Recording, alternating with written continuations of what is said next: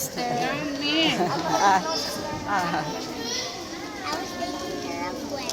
ah, good job. I take care Did of you have Gwen. fun? Yeah. I take care of Gwen. She did not cry. Wow.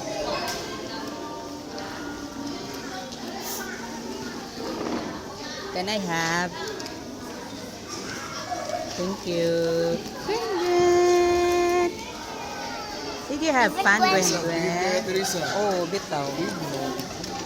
Pero yung namantayan mo mo. Hmm. Very good tayo. Hindi kayo kiat. Ah. Kasi nasa ilaw mo. Lang.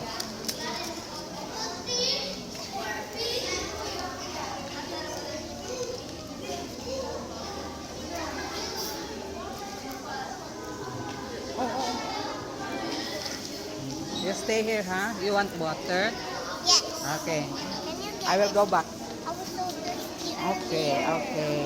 Serves as our social Wow. welfare officer here in our Rock City. So, and this is her Gwen, Gwen. want to be here with us.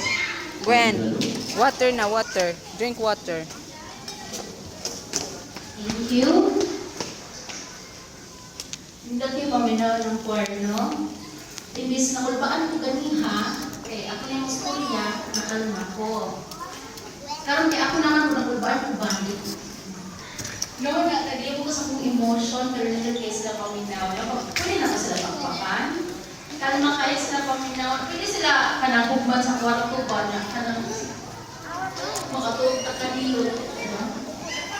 Sige, so let me go to my speech for today. Again, first, I would like to thank the organizers, Mr. Russell Carl Primasio, and the state president, Mr. Arnold P. Daradal, and to everyone here today for inviting us. The big part of the